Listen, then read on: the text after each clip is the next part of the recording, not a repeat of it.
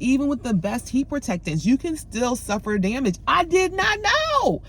So I'm sharing this with you so that you will know. Hey guys, so I'm here with a really quick video. I'm in my car. I had like a moment and I just been reflecting on the past month. I'm on this journey to do heat-free styling for the entire year. I realized that there were certain things about heat that I just did not really understand or fully know, or maybe didn't really want to know. And so I said, let me just hop on here really quickly and share with you the truth about heat. Things that I have learned from trusted professionals that I feel like the masses need to understand to help get a better relationship with heat. So first, let me say this.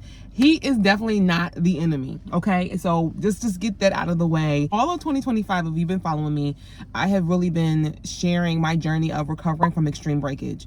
I have been slow walking my way back to health and wholeness. And so by eating well and by nourishing my body with whole foods, by staying hydrated and getting on a consistent regimen with my hair, I was able to see beautiful growth during the year of 2025. July was my last trim of 2025.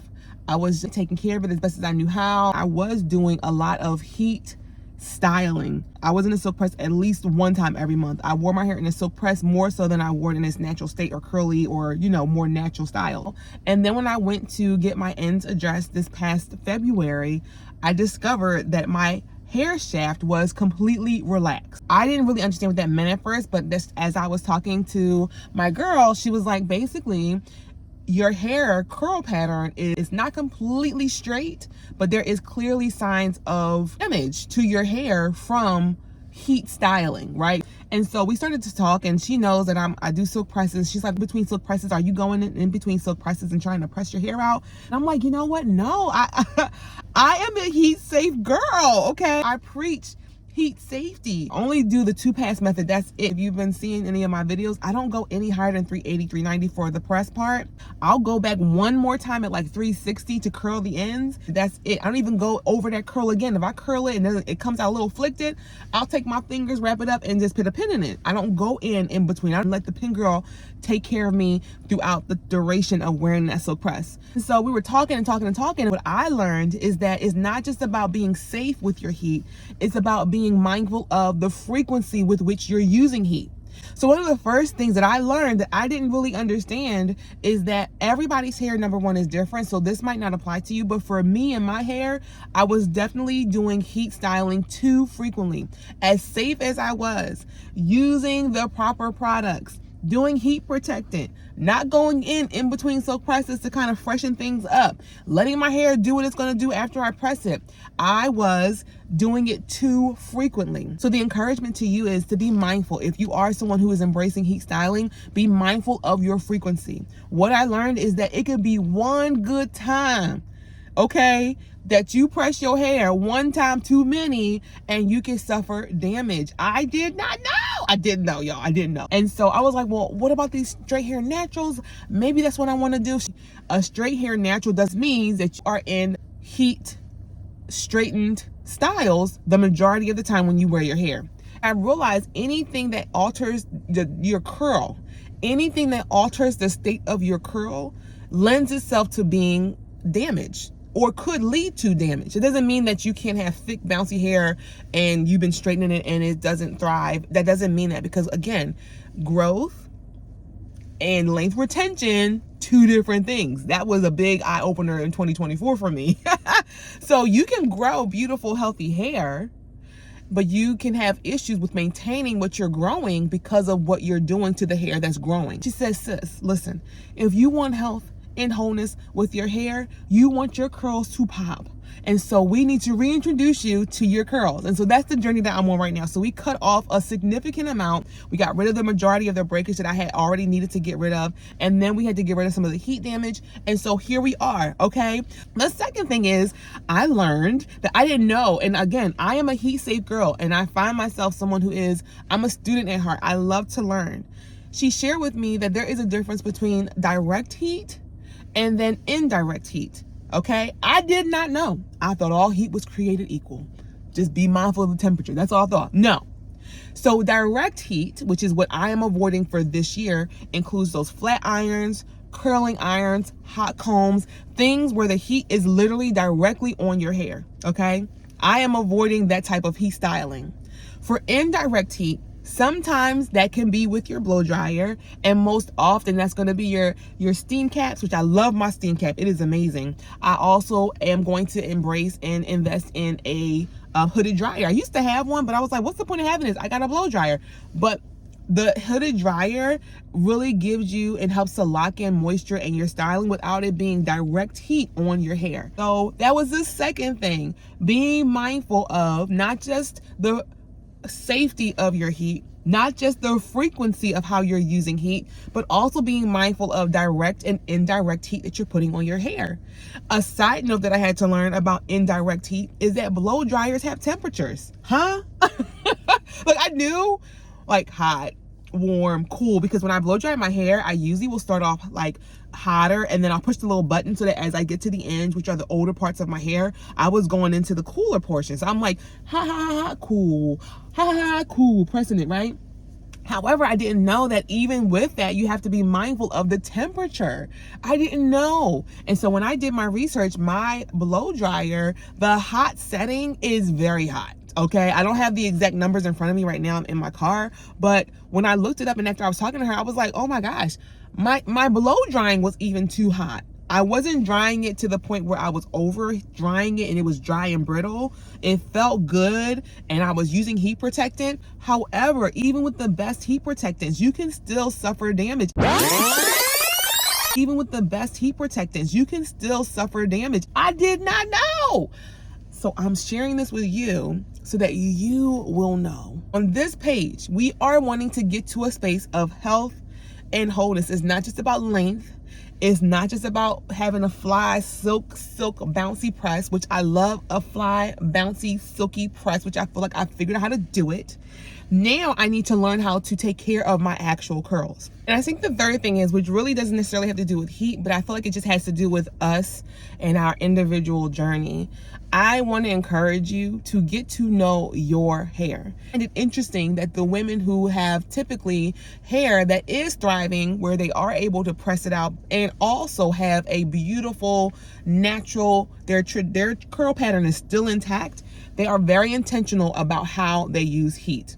And so I just want to encourage you to get clear about your journey. Get clear about what you want to do. I, this year, have embraced actually planning for my hair. The same way I plan for the meals or plan my outfits or plan how I'm going to do whatever I'm going to do with the kids. I'm planning my hair. I'm planning it by on a monthly basis, what styles I'm going to embrace, what styles I'm going to do, but then ultimately, what is my goal? What is your hair goal? Because if you don't have a clear idea of what you want to do and what your goals are for life in general, but more importantly for your hair, you'll be all over the place. You'll be buying all the products. You'll be following all the trends.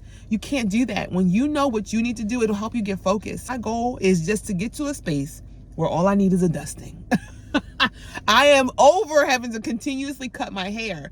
I want to learn what I need to learn and do what I need to do consistently so that when I go back to my stylist, it's well done. Okay, you know how we talk about the Lord? I want the Lord to say, well done, good and faithful servant. I need my stylist to look at me in my face and say, well done, good and faithful client. Well done. Because all you need is a dusting, girl. You've been taking care of these curls, girl. You're not overusing your heat, girl.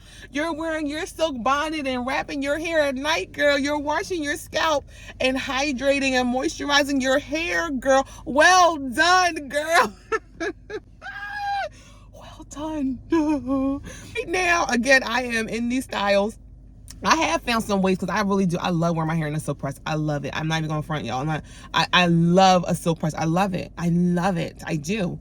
I'm also learning to love this. I just love my hair. I love the twist out situation that I got going on and how easy it has been for me. The only thing is I think by embracing getting a hooded dryer will help me not to have to wear wigs as much. So what I typically do, my traditional routine is I will wash my hair at night, twist it up, you know, flat twist it up so that I can untwist it, but I have to let the twist dry, right? So I'm styling my hair wet, I'm doing my leave-in conditioner, doing my moves, twisting it down. And so because it's not fully dry, you know, if you take your hair out of that twisted style and it's not all the way dry, them twists gonna be wackadoo. They're gonna be a little bit crazy. So I've been wearing wigs for at least 1 to 2 days just to allow my hair to set and to dry, and then I wear it out for 5 days and then I wash it again. I would really love to get to a space where I don't even need to wear a wig at all unless I just want to do it for a certain look that I have in mind. And so I think getting a hooded dryer would be really good for that. So drop your recommendations. If you guys use hooded dryers, drop them in the comments below so I can kind of look into seeing what's going to work for my hair. I just want us to my heart, honestly, you guys, I just want us to just thrive. I want us to know that all the ways in which God created us are beautiful, that our hair texture, you can be fabulous, you can be snatched, you can be all the things to the glory of God. He cares about it all. And so I get so hyped up about it because I just love all things beauty, hair, fashion. I also love Jesus, and I just love being able to encourage the women of God to know that 2 things can be true. You can be holy, modest, and beautiful to the glory of the King. This hair journey is interesting. It's just teaching me so much about who I am and this walk with God. It's been great. There's been moments where I'm like, ugh. Like, even when I had to go and, my girl was looking at me like, girl, we got to cut this nonsense off. You got a lot of foolishness going on in the back. We got to cut it. And I was just like, I don't want to. It's not about the length. It's not about the length. I need you to hear me. It is about experiencing progress. It's about being able to grow and so what I realized is, girl, you are experiencing progress, because what was cut off was dead ends. The stuff that's growing in now because of how you're eating, I got videos on how I'm eating. I definitely want to share more about that. What you're drinking, these anti-inflammatory, types of teas you're drinking and things you're making, and just embracing a more holistic lifestyle. Your hair is thriving, yes. You also had some deadness that needed to go. But guess what? Getting rid of those dead ends, your hair is going to be even better for it. So let's celebrate the fact that you have a trusted professional in your corner to help guide you. Celebrate the fact that you are growing, that you are continuing to learn, that you have redefined or in the process of redefining your relationship with heat so that you can do better. You're going to do better. Learning will help you to do better. And so that's what I'm choosing to focus on. The fact that I'm getting better, I'm learning more. As much as I know a lot about hair because I am a student at heart. I do. And some people think like, girl, I know you got your license. I don't. But I love hair. And so what I'm learning, being able to use that on my daughter's hair, it's just been amazing. Be encouraged, women, beautiful women of God. Be encouraged to know that you can get better. Getting rid of those dead ends may seem like a setback, but it is truly a setup for you to have the most amazing head of hair. I know it is tempting to go and grab the extensions. I know it is tempting. It is. But once you get to a space you're like, I am in this to really embrace what God has given me. I want to embrace the ways I look, my hair, even to the point now where one of the things I talked about before, but I just can't even get past, is my daughter seeing me wear my hair out, saying, I want to wear my hair out too, mommy. It's just like, wow. My curls are still, we're still working on getting back to my natural curl texture. We have a little bit more to cut off to get rid of all of the relaxed, damaged ends. And it's okay. I said, by the end of this year, she gonna look at me like, girl, well done. We done. We got rid of all of it, and you have redefined your relationship. So now I know I won't go back. I can't go back to the way it used to be. That's all. Listen, I can't go back. I won't go back. Okay? We're going from glory to glory over here. In Jesus' name, amen. So I pray that was encouraging. These are just some of the things I have been learning about heat. And I love that you guys are here. And, as sometimes vulnerable as it is to be able to share these things, because I'm not perfect. I want to be. Sometimes I'm like, I wish I didn't have these mistakes. I wish I didn't mess my hair up. But I said, what? It's okay, because we overcome by the blood of the Lamb and the word of our testimony. And this is a part of my testimony. And so I hope I'm encouraging somebody to say, what? I can do this. I am going to go see myself. I'm going to try to call that hair off and let's start over. I am going to do a big chop, or I am going to start to do twist outs, or I am going to start to get out of that chokehold that he has me in. This is going to be my year. There's still time. There's still time. So be encouraged. I love you guys for real, and I cannot wait to catch you in the next video. Bye.